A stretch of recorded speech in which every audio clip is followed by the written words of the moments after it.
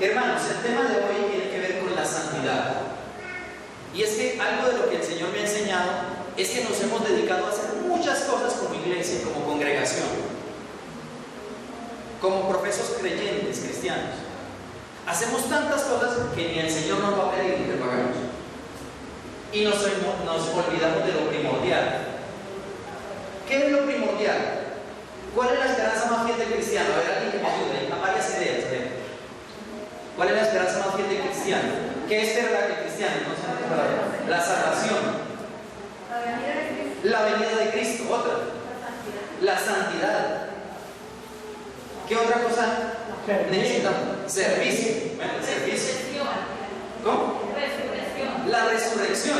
Oiga, menos mal la hermana se acordó de los muertos, ¿verdad? Sí, porque nosotros pensamos en salvarnos y que hablamos de los vivos y los muertos. También ellos necesitan que resurrección. Bien, esas son varias ideas. Si nosotros nos enfocamos en eso que ustedes dicen, y fueron ustedes los que lo dijeron, ¿verdad?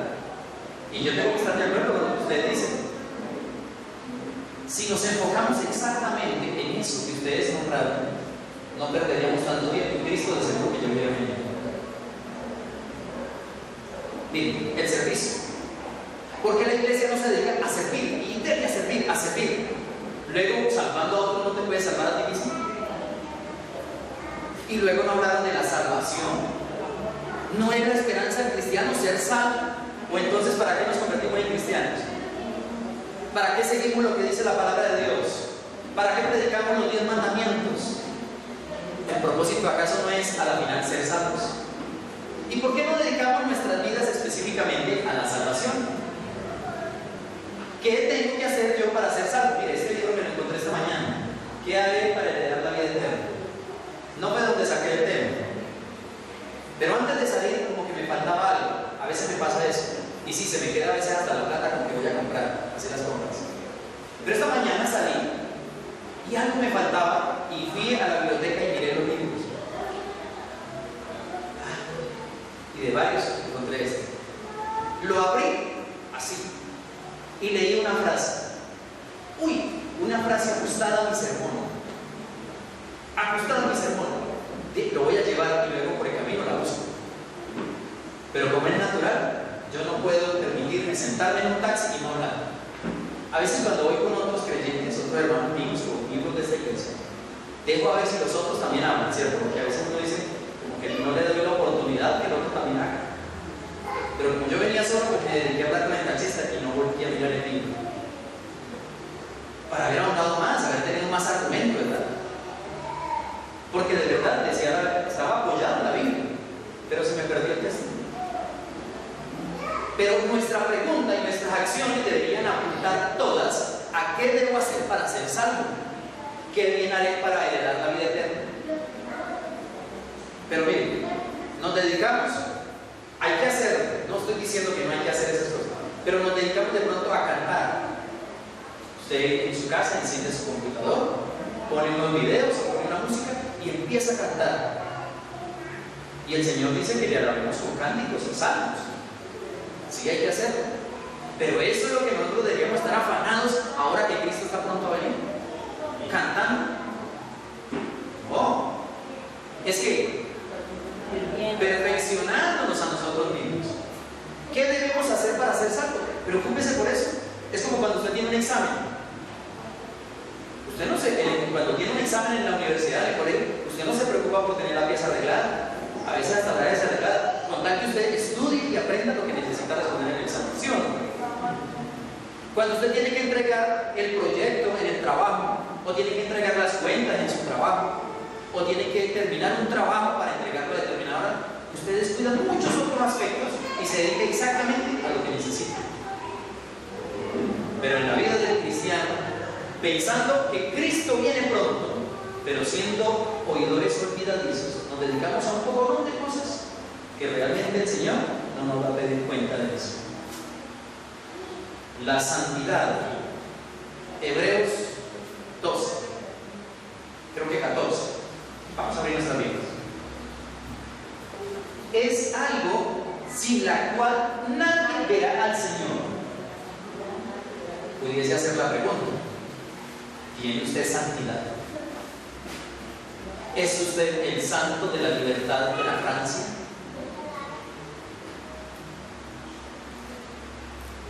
¿Somos los santos? ¿Tenemos esa santidad sin la cual nadie le da el Señor? Solamente lo sabe Dios. ¿Será que solamente lo sabe Dios? ¿O el creyente puede saberlo? No. ¿Usted mismo no puede saber si usted es santo? Perdón, hay una cosa por la cual nos van a conocer.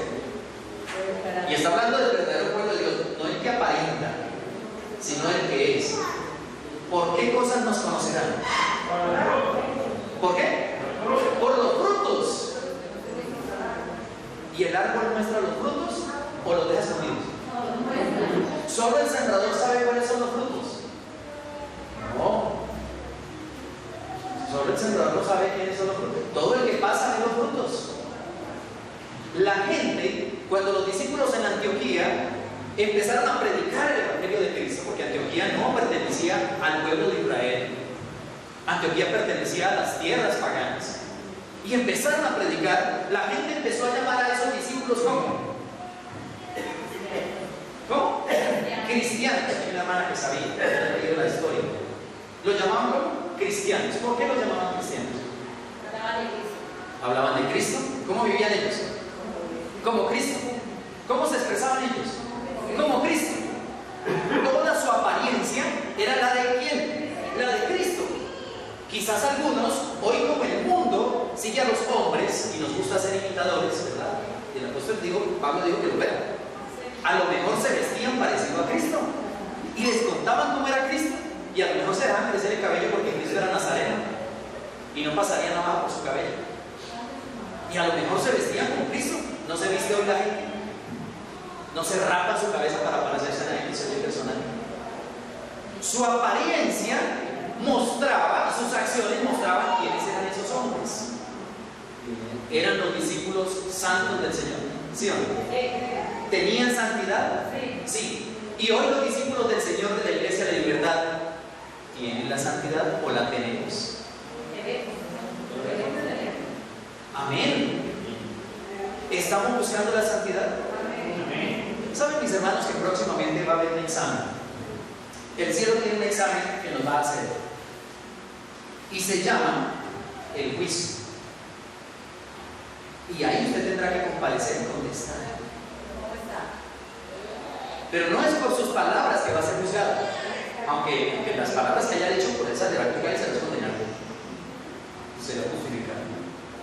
Pero sus acciones, toda su forma de ser, su carácter, el cual debe reflejar a Cristo, será por el cual debemos ser juzgados. Miren lo que dice Hebreos 12:14. Ayúdenme ustedes, no vamos a usar tanto yo las gafas. A ver, ¿qué dice? Seguir la paz, ¿qué? Con todos. ¿Qué más? Y la santidad sin la cual nadie verá al Señor. Miren que es algo importante que el cristiano debe tener. Santidad, si no la tiene, no verá al Señor. ¿Cree usted que irá al cielo y no verá al Señor? ¿Que le daremos la tierra nueva y no veremos al Señor? Miren, mis hermanos, hay cosas puntuales que debemos tener. Y la mayor de ellas se llama la santidad.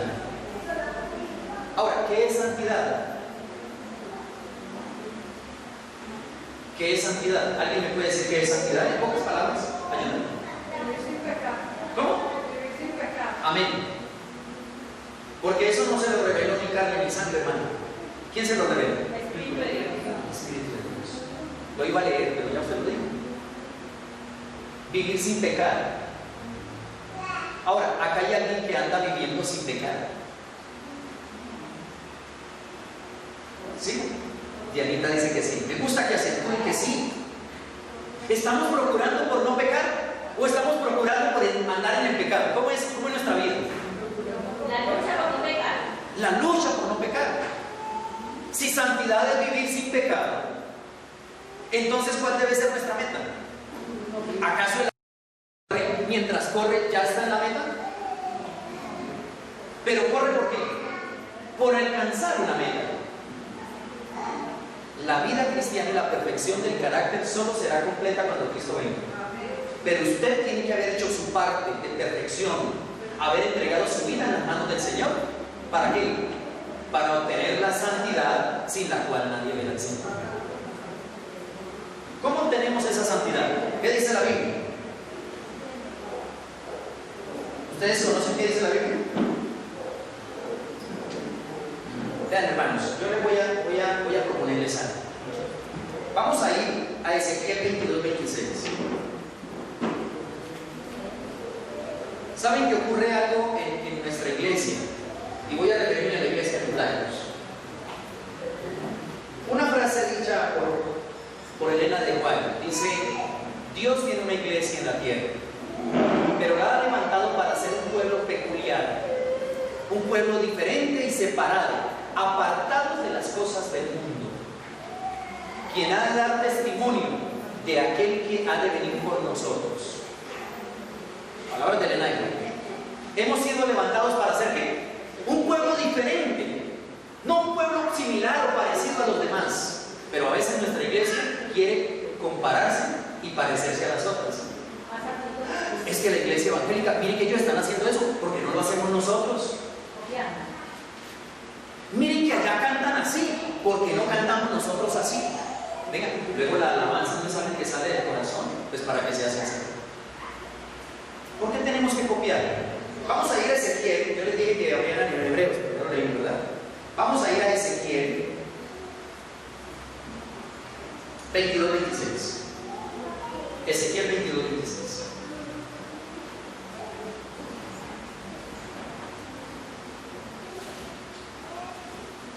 Mire lo que dice: sus sacerdotes violentan mi ley.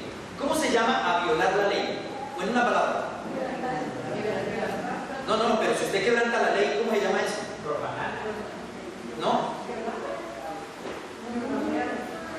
A ver, se la voy a poner al revés. Voy a dar la respuesta. ¿Cómo? Pecar, se llama pecar. Porque el pecado es que transgresión de la ley. Ah, ya, listo. Mis sacerdotes, ¿cierto? Vuestros sacerdotes, ¿qué hicieron? Violar mi ley. Es decir, ¿qué? Pecar. 22:26. Sus sacerdotes violentan y contaminan mis cosas santas. ¿Tiene Dios cosas santas? Sí. ¿Y por qué se contaminan? Por el pecado. Acuérdense que la santidad es vivir sin pecar. Entre lo santo y lo profano no hicieron diferencia, ni distinguen entre lo impuro y lo limpio. De mis sábados escondieron sus ojos y me profanaron en medio de ellos. Yo alguna vez escribí por ahí en internet, y es una frase que hasta le puse mis iniciales: muchos guardan el sábado, pero como entre un baúl. ¿Esconden mis ojos de qué? De mis sábados. Guardan el sábado, o sea, lo esconden, pero no lo viven, no lo usan. ¿Cómo se profana el sábado? Guardándolo debajo de la almohada, en un cajón, para no tocarlo. No, usándolo debidamente. ¿Por qué profanaron ellos el santuario? ¿Por qué profanaron las cosas santas del Señor? Porque pecan en aquello que dicen guardar. Los sacerdotes predicaban guardar la ley de Dios, tenían la ley de Dios y conocían la ley de Dios. Pero dice aquí, sus sacerdotes violentan y contaminan mis cosas santas. Ahora hay algo acá que debemos tener en cuenta. Yo creo que ya lo prediqué aquí alguna vez. Yo procuro por predicar lo mismo en todas las iglesias, porque si Dios me da un mensaje para darlo, debe ser para todos, ¿verdad? No solo para unos cuantos. ¿Qué es profanar? ¿O qué es profano? Porque ahí está hablando. No hicieron diferencia entre lo santo y lo profano. ¿Qué es profano? A ver, ayúdenme, porque hemos aprendido mucha terminología, muchas cosas que a mí siempre me gusta tener en cuenta. Lo inmundo. A ver, lo contaminado. A ver, lo voy a llevar al arca de Noé. Cuando él habló de animales que entraran, habían dos clases de animales: el puro y el impuro. Y si yo les digo que habían tres clases de animales, ¿se que no eran 2 tipos de animales, sino que 3. ¿Será que no? A ver, nómbreme un animal inmundo. Ahora nómbreme un animal común. ¿La Biblia habla de animales común o inmundo? Porque es que hay animales que son inmundos y el Señor dice, de eso no, ni los tocarás. Pero hay animales comunes. ¿Qué tiene inmundo un lorito? Un periquito, un tucán. ¿Qué tiene algo de inmundo? No, es común. Ahora van entendiendo que es profano. Miren, hay cosas impuras, hay cosas que no son santas, pero hay cosas que son comunes. Les hago una pregunta. ¿Este salón es un lugar común o es un lugar sagrado? Sagrado, el lugar es sagrado. ¿Cierto? ¿Aquí podemos hacer un baile? No. ¿Por qué no? Ah, bueno, porque el baile es inmundo. El baile es inmundo, nosotros no, ¿cierto? No practicamos. Es profanable. Pero venga, y si hacemos un almuercito acá adentro, porque eso no es inmundo, o comer es pecado. Pero comer es qué? Pero debe de haber un lugar especial para ese. Comer es común, comer no es pecado, comer no es malo, pero no se hizo este recinto para hacer cosas que comunes. Usted profana algo cuando lo convierte en algo común. Común y corriente. Común y corriente. Le da un uso no adecuado, no importa si no es pecado. No importa si no es pecado. Miren, hay música que alaba a Dios. Nuestras alabanzas, nuestros signos. La música ordinaria es una música sagrada, seleccionada por el hombre para alabar a Dios. Es sagrada y tenemos que hacer una diferencia entre lo sagrado y lo santo. Ahora les decimos. Pero resulta que usted coge música común, que no es mundana, es común. Le voy a decir una canción, Pueblito Viejo. Es una canción linda. Hasta casi pudiéramos cantarla con un himno. Lunita consentida, la que hizo Dios. ¿Quién la puso? ¿Quién la colgó allá en el cielo? Dios, está hablando de Dios. Pero ¿es una canción santa? No. ¿Es sagrada esa canción? No. Es que ¿y es mundana por ser común? ¿Ofende a Dios? No. ¿Cómo Pueblito Viejo puede ofender a Dios? No la puede ofender. Antes exalta el nombre de Dios. Y está hablando de un pueblo, es una música común. Pero lo común, cuando usted quiere reemplazarlo y ponerlo en las cosas santas o sagradas, es lo que se llama profano. Coger las cosas de Dios y volverlas como una cualquiera. Que este salón sirve para lo que sea. No, mucho cuidado, mis hermanos. Profanaron mi templo y profanaron mis cosas santas. ¿Cuándo? ¿Cuándo las cogieron de común? Cuando no hicieron diferencia, no les importaba. Pero eso no es malo. Sí, no es malo, pero no era para ese uso. No era lo común. Este lugar no es un lugar común. Este es un lugar no para hacer charlas. Es para educar, para enseñar, para instruir. Porque eso también enseña la Biblia, que los lugares deben ser para eso. Pero no es un lugar común.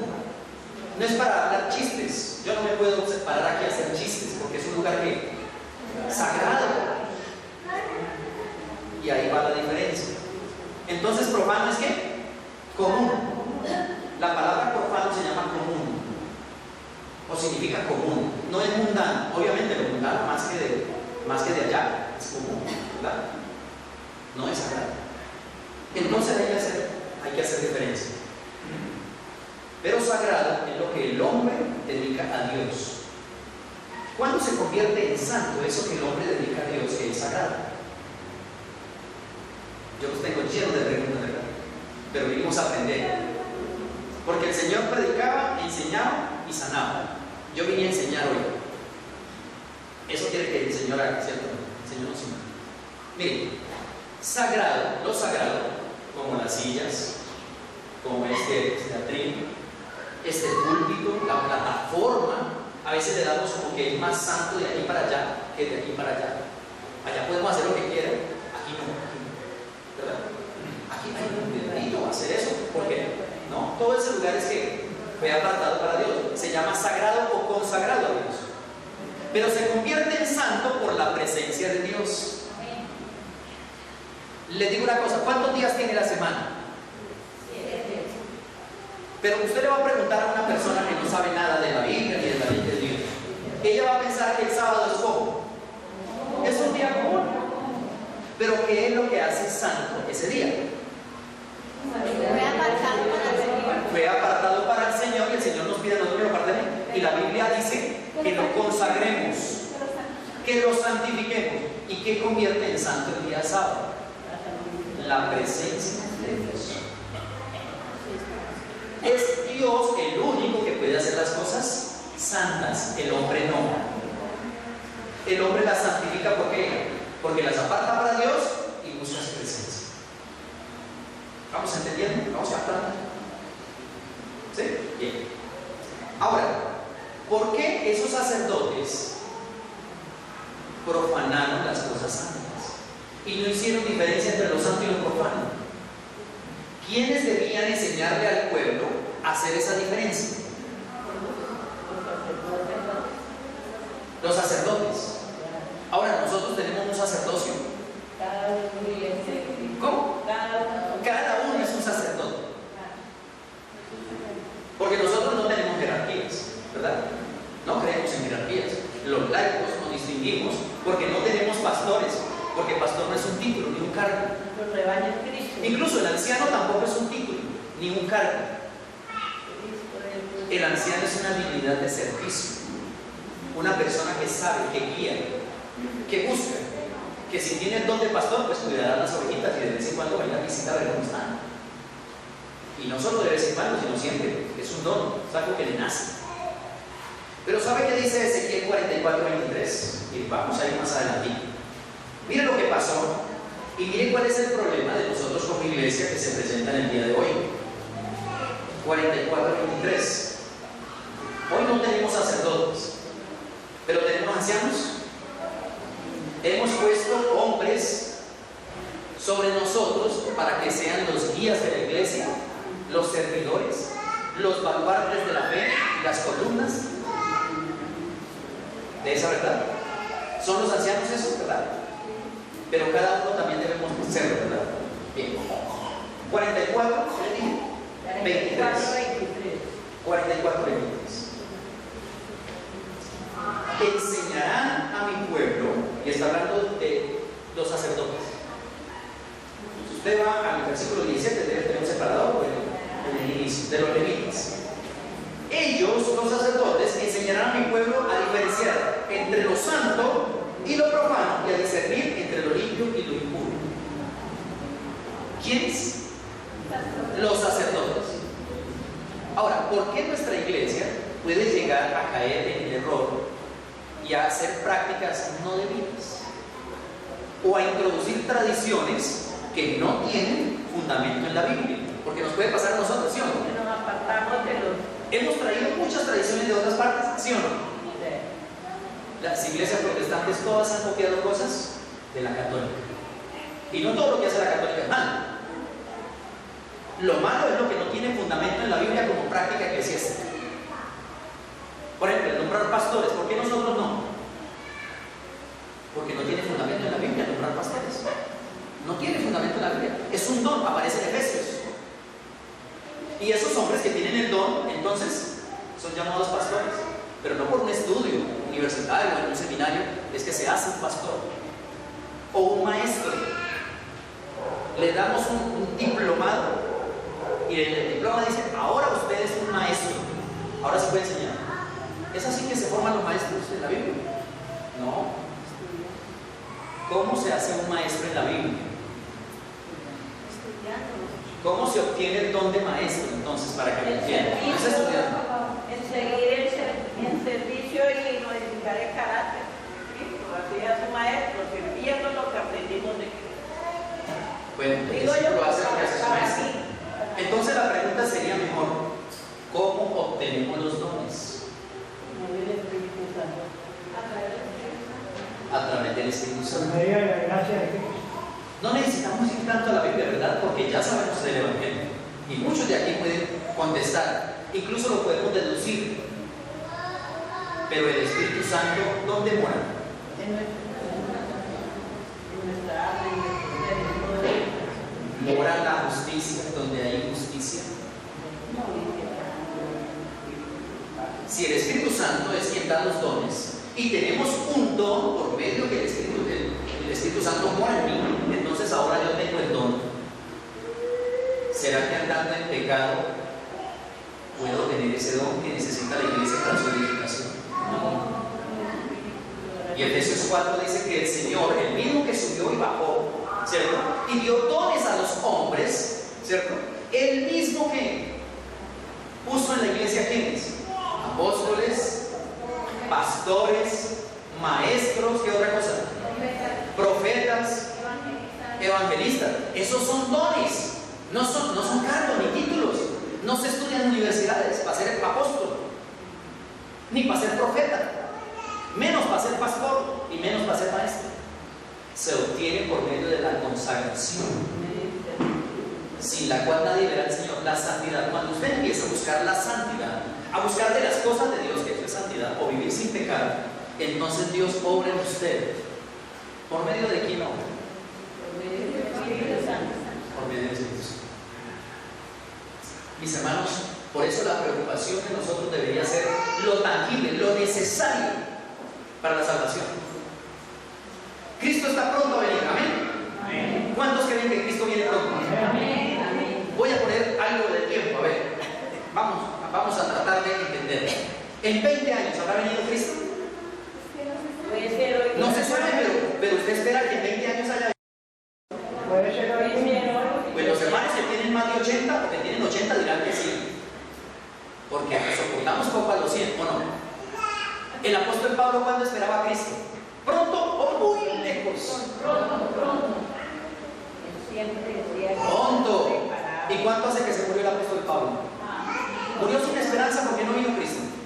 No, tenía la esperanza de que el regreso de Cristo era pronto. Pero si Cristo va a venir pronto, nos estamos preparando para verle cara a cara. O estamos haciendo muchas cosas que desvían nuestra atención y pensamos que por nuestra religiosidad o nuestras prácticas le debemos cara a cara. Miren, es que hoy hemos fallado en algo. Y aquí me van a perdonar pronto algunos hermanos que han ostentado el título. Pero si los sacerdotes eran los que debían enseñarle al pueblo a hacer la diferencia entre lo santo y lo profano, hoy ¿quiénes tienen esa gran responsabilidad? Ya que no tenemos sacerdote y el sacerdocio es de todos. ¿Quiénes deberían estarle enseñando a los nuevos creyentes y a los jóvenes que van creciendo? ¿Quiénes deberían enseñarle a hacer diferencia entre lo santo y lo profano? Cada uno de nosotros.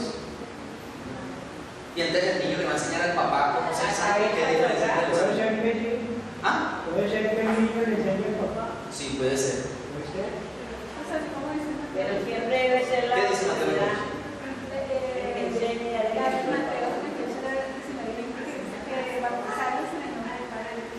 ¿Y quién los va a bautizar? ¿El niño va a bautizar al grande? Los adultos, los padres. Y en la iglesia, es decir, la reunión de hermanos de congregación, se llaman los ancianos. Un llamado de atención. No que lo estemos haciendo en esta iglesia, pues yo no sé. Pero no es la responsabilidad de los jóvenes educarse a ellos mismos, a los jóvenes. ¿Quiénes deben ser? Los ancianos. Para eso están siendo puestos, o han sido puestos. Pero estamos haciendo la tarea. Le estamos enseñando al joven qué es bueno, qué es malo. O mejor no nos metemos porque nos damos un problema y nos hacemos enemigos. Nos volvemos odiosos. ¿No es el diácono el que tiene que enseñarle reverencia al niño? ¿No es eso en la práctica lo que hemos estado haciendo? Tenemos una gran responsabilidad, mis hermanos. Estos sacerdotes en esa época fueron acusados de no enseñarle al pueblo a hacer diferencia entre lo santo y lo profano. Y ahora, ¿quién acusa a Dios de que no están enseñando a hacer lo santo y lo profano? A hacer diferencia. Satanás. No. Hoy aquí a los hermanos adultos, a los que tienen más conocimiento, son los que tienen la gran responsabilidad. ¿Saben que Dios nos va a buscar es por el conocimiento que tenemos? Obviamente un joven puede llegar a tener mucho más conocimiento de la palabra de Dios que un adulto.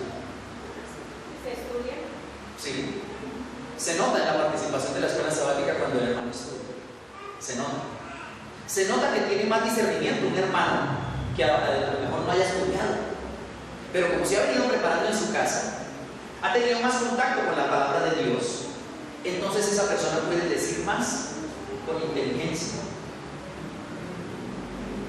Pero hay una gran responsabilidad, mis hermanos, en la iglesia, y debemos de cuidar nosotros, nuestra iglesia. Estoy hablando de la iglesia Libertad. ¿Qué hacemos y qué les enseñamos a los jóvenes a hacer diferencia entre los santos? Hay cosas comunes que no son para alabar a Dios, y pensamos que con esas cosas comunes las podemos traer de ofrenda al Señor, pero por no haberle enseñado se desviaron. Dice el versículo 23, tienen que enseñarles a discernir, y eso tiene que apelar a la mente, a la sabiduría, al entendimiento.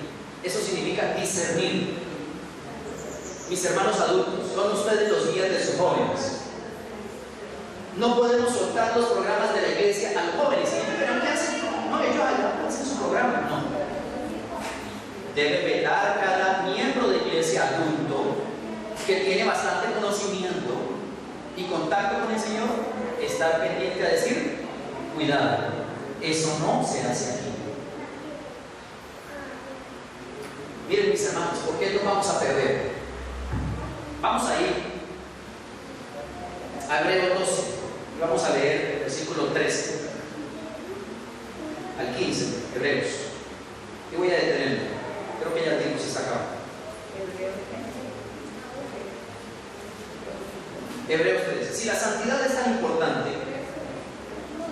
debe ser nuestra tarea diaria. Diaria. No podemos descuidarla, porque sin ella nadie verá al Señor. Mire, incluso usted sin cantar puede llegar al cielo, se lo aseguro, porque los mudos también van a ir al cielo. Los mudos no cantan. Los sordos no aprendieron a cantar porque no escucharon nunca una alabanza. Ellos alaban a Dios de otra manera. Lo que usted no puede entrar al cielo es sin alabar, pero sin cantar usted puede ir al cielo. Y estoy poniendo solo un ejemplo, no que esté en contra del canto, ¿okay? Para que no me vayan a interpretar. Incluso usted puede ir al cielo sin leer la Biblia.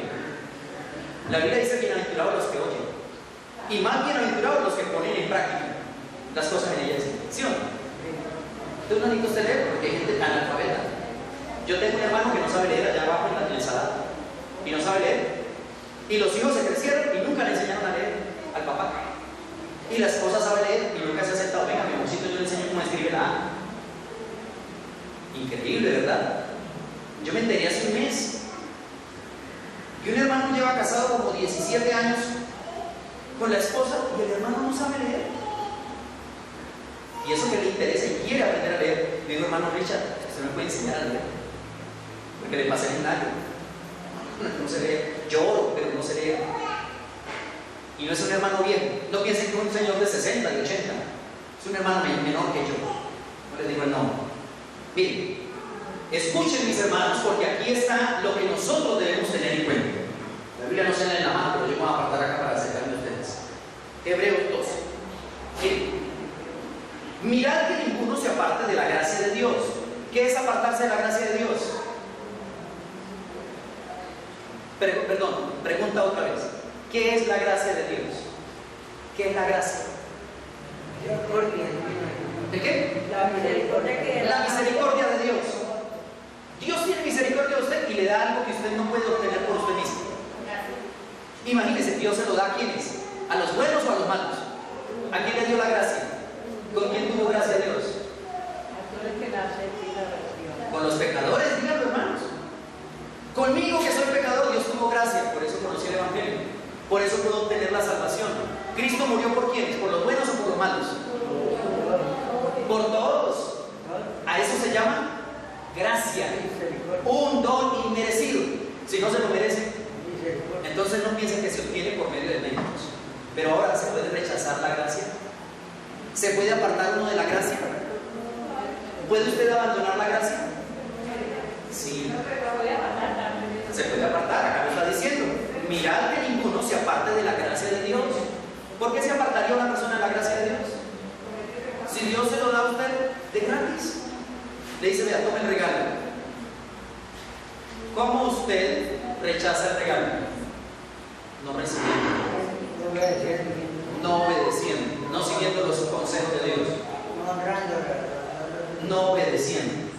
Mirad que ninguno se aparte de la gracia de Dios, que no brote ninguna raíz de amargura que os perturbe. ¿Qué es lo que nos hace alejarnos de Dios? Dígame, realmente. ¿Cierto que sí? ¿Por qué desfallece usted en la fe? Por alguna situación. Y usted se amarga a su vida. Y se la amarga a los demás. Y nos amarga a la iglesia porque nos duele mucho cuando alguien se separa, ¿verdad? Y se aparta de la gracia divina. Por ella muchos, y que por ella muchos sean contaminados. Acá hay un asunto importante para la iglesia. Hermanos que separándose de la fe, que apartándose de la gracia divina, ¿qué dicen? Contaminan a muchos. Vuelvo y lo leo. Mirad que ninguno se aparte de la gracia de Dios, que no brote ninguna raíz de amargura que os perturbe, y por ella muchos sean contaminados.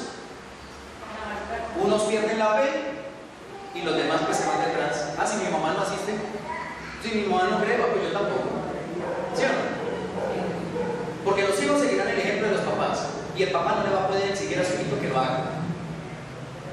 ¿Cómo le exige? ¿Con qué autoridad si no lo hace? No puede. Por eso el sermón ahorita en este momento va para los adultos. Aquí en este momentito estoy. Porque por su ejemplo es que otros pueden ser contaminados. Si usted lleva más años en la iglesia o perteneciendo o siendo creyente, ustedes deben ser el ejemplo para no contaminar al hermano que acaba de llegar nuevo. Es su ejemplo. No se aparte de la gracia de Dios. Que ninguno sea fornicario ni profano. Profano es ser libertino, cualquier cosa da igual. No hace diferencia entre el bien y el mal, todo lo veo bueno. Yo no veo nada de malo. ¿No es esa la disculpa? Que ninguno sea fornicario. ¿Qué es fornicación? ¿Saben que la palabra fornicación no está entre los 10 mandamientos? No están los 10 mandamientos, no es uno de los 10 mandamientos. Dice, no cometerás adulterio. Pero no dice no serás fornicario. ¿Qué es fornicación? ¿Sabe el Señor por qué mandó que los hombres tuvieran una sola mujer? ¿Por causa de qué? De la fornicación. Fornicación es darle gusto al cuerpo. Llámenlo como quieran. Algunos van a decir, no, es acostarse con alguien. No. Fornicar es darle gusto al cuerpo cuando no es lo que Dios quiere. Es un pecado. Y es el pecado que tiene que ver con todo el yo. Eso es la fornicación. Dice que cuando usted va y se acuesta con otra mujer, dice peca doble. No solo porque ofende a Dios, sino porque su propio cuerpo se contamina. Eso se llama fornicación. El adulterio viene cuando es dentro del matrimonio, ¿verdad? La fornicación es darle gusto al cuerpo. Libertino. Que no haya fornicario dentro de vosotros. Sigue diciendo, como Esaú. Perdón, pero yo no he escuchado que Esaú cometió fornicación. Yo no he escuchado que Esaú se fue y se acostó con otra mujer. ¿O sí? Pero Esaú fue un fornicario. ¿Sí? De acuerdo a lo que yo dije que darle gusto al cuerpo, ¿qué hizo Esaú? ¿Qué dice el texto? Por la comida. Por el gusto, vendió su primogenitura. Mis hermanos, cositas sencillitas, usted va a vender el reino de los cielos. Que no haya entre la iglesia de la libertad ninguno que le dé gusto al cuerpo, ninguno que le dé gusto a sus sentidos, ninguno que sea fornicario. ¿Cuál es el pedido del Señor? Que no haya ninguno dándole gusto a lo suyo, a su pensamiento, a su parecer. ¿Que le dé gusto a quién? A Dios. ¿Cómo se consigue la santidad? ¿Cómo halla usted gracia ante los ojos de Dios? ¿Por qué María halló gracia ante los ojos de Dios? ¿Por qué? La obediencia. ¿Porque era libertina? La obediencia a la santidad. Porque era pura, se había mantenido apartada de las cosas mundanales.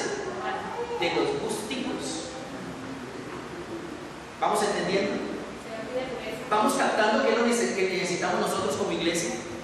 Mire lo que sigue diciendo: que no haya ninguno que sea fornicario ni profano como Esaú, que por una sola comida vendió su primogenitura por darle gusto al hambre. No me ha podido ir donde la mamá. Ahora, ¿de qué era el vicio? ¿Y es que acaso comer lentejas es malo? Mira, hermano, cosas que no nos parecen malas, yo no veo nada de malo. Serán las que nos hacen perder la santidad, sin la cual nadie verá al Señor. Eso que usted dice, yo no le veo nada de malo, es porque es malo, solo que usted no lo quiere ver, que es diferente. Usted mismo lo está diciendo, usted no le ve. Pero ¿quién sí le ve las cosas malas? ¿Cómo usted toma la medida si es bueno o es malo? ¿De dónde sacamos la medida si algo es bueno o es malo? De Dios. Solo Dios lo puede definir. Mire, antier le hablé a un taxista, le dije, venga, ¿de dónde se saca la medida si algo es bueno o es malo? Me dijo, uy, no, solo Dios. Le dije, ¿usted es creyente? Yo, pues claro, yo creo en Dios, sí, yo soy católico. Él sabe cómo hacer la diferencia entre el bien y el mal. ¿Y quién dice que es bueno o que es malo? Es Dios. No es por su inteligencia, no es por el común o la cultura, no es por el gusto popular que se diferencia entre el bueno y el malo. El licor, por haber sido legalizado, el estado aquel, la licorera del Tolima, no por eso es bueno el licor. El licor es malo, el alcohol es malo. No dejó de ser malo cuando lo legalizaron en Colombia. El vicio, la marihuana y eso, la dosis personal, no se volvió bueno porque el Estado la legalizó. Sigue siendo malo. Pero hay cosas que usted tiene por común hacer que debe cuidar. Que debe cuidar.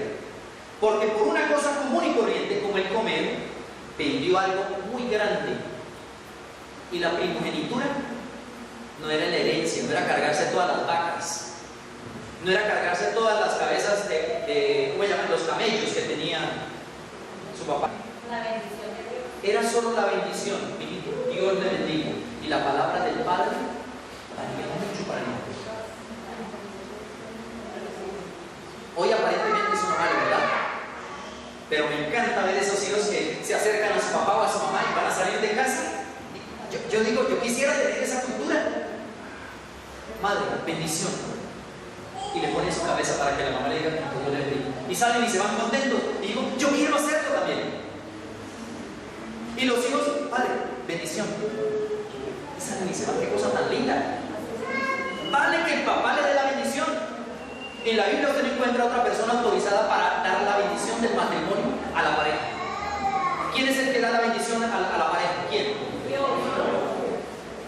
No, acá en la tierra, porque Dios obviamente es una institución divina.